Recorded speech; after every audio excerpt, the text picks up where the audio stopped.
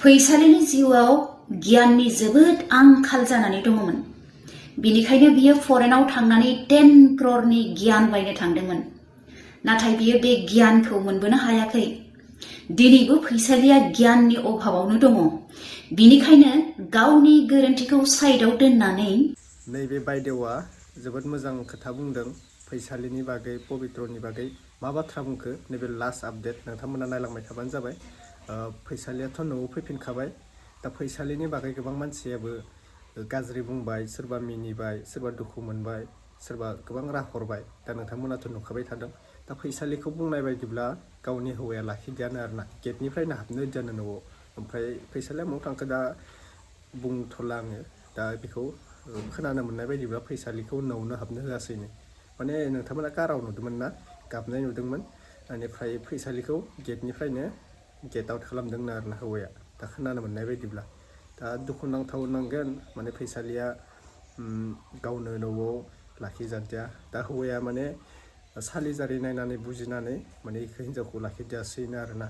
मानो होनबा बियो हौवानि अननायखौ बुजिदिया, गथ' गथायनि अननायखौ बुजिदिया, गुबुनजों खारबाय, पबित्रजों खारबाय। बेनिखायनो हौवाया बेखौ एक्सेप्ट खालामासैनो। दा फैसालिया मा खालामगोन मा थागोन हारसिं जाहैबाय, आलाय सिलाय जाहैबाय। गावनि गोरोन्थिनि थाखायनो बेफोरबायदि खामानिया जाहैबाय। मोनसे फिसा गोरोन्थिनि थाखायनो जोबोद गिदिर दायनिगिरि, जोबोद गिदिर मोनसे माबा जानानै थाङो। बुजिना लाबानो जाबाय गासैबो भिडिअखौ नायनानै, जाहाथे रावबो बेफोरबायदि गोरोन्थि मावा। नङाब्ला बे फैसालिया जेरै जादों बेफोरबायदि जानो हागौ मालाबा। आरो मुस्लिम हाखा बांगालजों थांनायखौथ' नोंथांमोना गारथारखा। बिसोरजों थांबाथ' आरो मानसिखौनो नोङो न'आवनो नुफिननाय नङा। बुथार जाजानाय किडनेप खालामनायखौ नोंथांमोना खोनाखाबाय थायो। दे जों फार्स्टआवनो नायग्रोनोसै नै मेदामा नै बायदिवा मा बुंदो। जोंहा जोबोद मोजां बाथ्रा बुंदों, बेखौ नायनानै एसे बुजिना लाबानो जाबाय आइजोफोरा। दे दा फिन खेब गासैखौबो बरायहरबाय। जायफोरा चेनेलाव गोदान साबस्क्राइब खालामना लाबानो जाबाय। भिडिअखौ मोजां मोनोब्ला मोनसे लाइक खालामना होबानो जाबाय। थेवबो जों मेदामनि भिडिअखौ नायनोसै। बे गियानखौ फैसालिनि जिउआव गियाननि जोबोद आंखाल जानानै दङमोन। बिनिखायनो बियो फरेनाव थांनानै 10 क्ररनि गियान बायनो थांदोंमोन। नाथाय बियो बे गियानखौ मोनबोनो हायाखै। दिनैबो फैसालिया गियाननि अभाबावनो दङ। बिनिखायनो गावनि गोरोन्थिखौ साइडआव दोननानै सोरखौबा केस होनो, सोरखौबा दुसिनो आरोबाव नाजागासिनो। दिनैनि दिनाव जायहा फैसालि बायदि हिन्जावखौ सापर्ट खालामगोन ना, जों मिथिनो मोनगोन बे मानसिनावबो गियाननि आंखाल होननानै। दिनै फैसालि बायदि 10 जन मानसिया समाजनि गेजेराव गुबुंले खामानिखौ मावनो हागौ। नाथाय बिनि अनगायैबो 90 जन मानसि दंबावो जायफ्रा समाजनि थाखाय मोजांखौ लुबैग्रा, मोजांखौ मावग्रा। दिनै आं फैसालिखौ बुंगोन, जुदि नोङो समाजाव सासे मानसि हिसाबै थांनानै थानो गोसो दङब्ला नोङो गुरै जानो सोलों, नम्र जानो सोलों। नोङो दिनैनि दिनाव सासे भिखारि बायदि जानानै थानो रोङोब्लासो जानो हागौ समाजाव नों जायगा मोनगोन। फैसालिनि हासिगोन मा बुंदों मा बुङाखै माबाया जोंना मा होनोमोनलाय बेखौ पबित्रनि हिन्जावा, गावनि रियेल हिन्जाव, गावनि असे गिबि हिन्जावा मा बुंदों नोंथांमोना माबायाव नायलांदो, मा होनोमोनलाय बेखौ नैबे रेकर्डिंआव नायलांदो, खोनासंलांदो गासिबो। हेलौ। औ हेलौ। दा ओमफ्राय थारमाने पबित्रआ नोंनि हासबेन्डआनो जाहैबाय ना? औ आंनिनो हासबेन्ड। खै बोसोर जाखोमोन हाबा जानाया नोंसोरो? हा? खै बोसोर जाखोमोन हाबा जानाया? जोङो माबा 2011आव। 11आव ना? औ 11आव।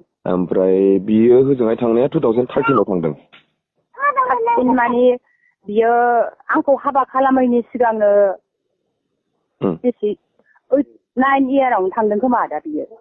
9 इयार माने 2009? औ 2009आव। आच्छा औ औ। ओमफ्राय नोङो जेब्ला बियो दाख्लै जे घटना जानानै थांबाय लानां खारनाय, नों बेखौ खबर मोना मोनाखैमोन? खबर माने मोनदों आदा।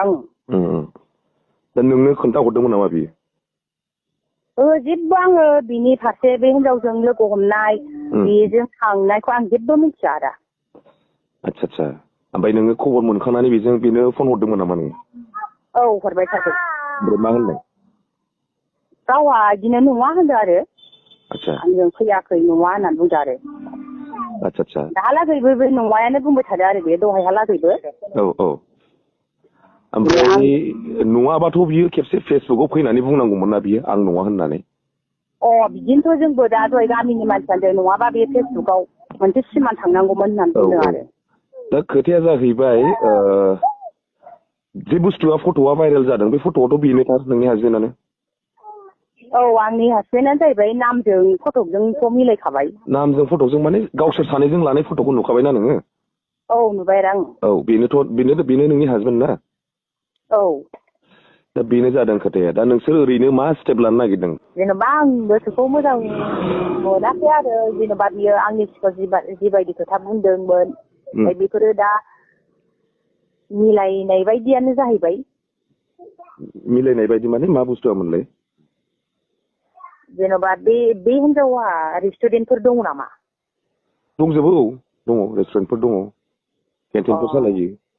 जेन'बा आंनि मालिक आंनि हासबेन्डआथ' बेफोरबायदि बाथ्रा बुंनानैसो आंनि सिगाङाव खोन्थालांदों।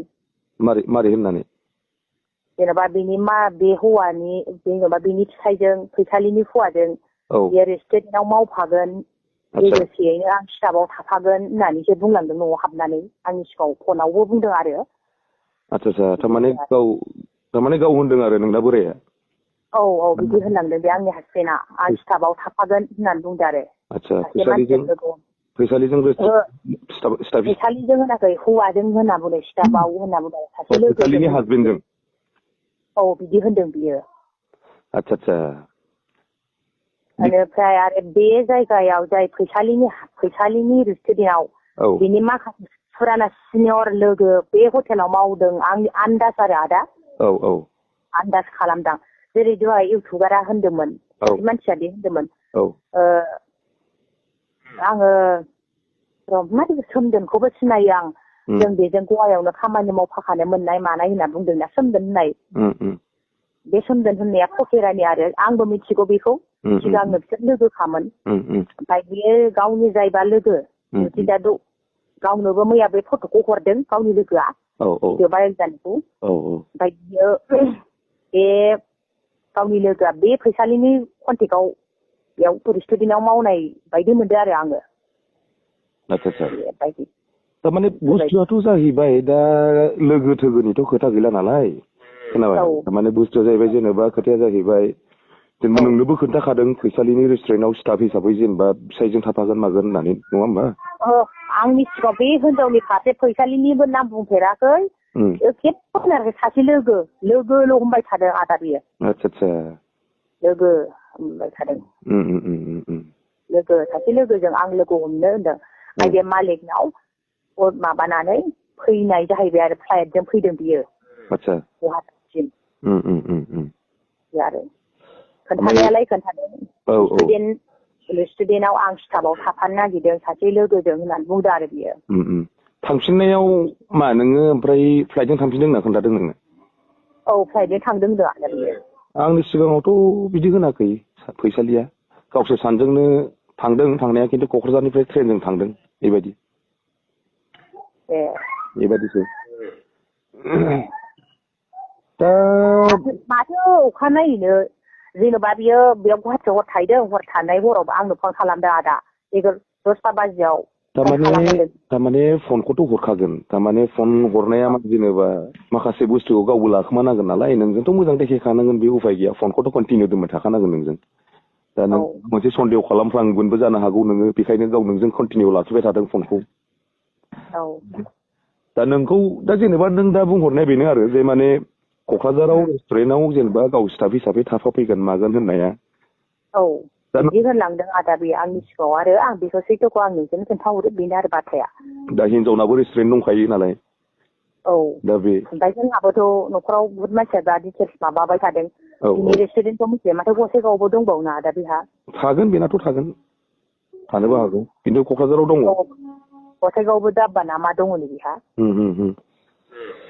बिदि होनदों आरो। दा ओरैनोथ' जेनेबा खोथायाथ' नंगौ बादियानो जाहैबाय जेनेबा ओमफ्राय नों मा सानमारदों जेनेबा दा?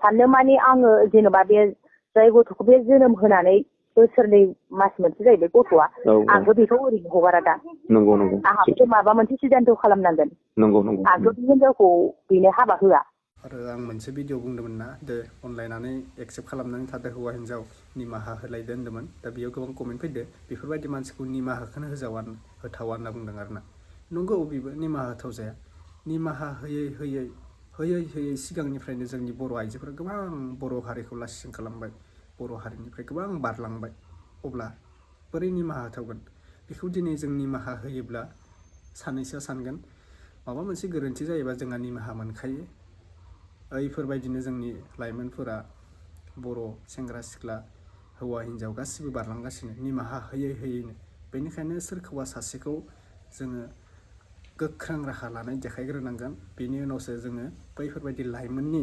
आखल आखुखौ नायनांगोन जे बिसोरो बेफोरबायदि भिडिअखौ नुनानै गावसोरनो मा सानदों मा सानो बेफोरबायदि साजा मोननायखौ नुनानै बैफोरबायदि मोनसे जानानै फैयो दे फोजोबनाय जाबाय भिडिअखौ नेक्स्ट आपडेटआव लोगो मोनसिगोन बाय बाय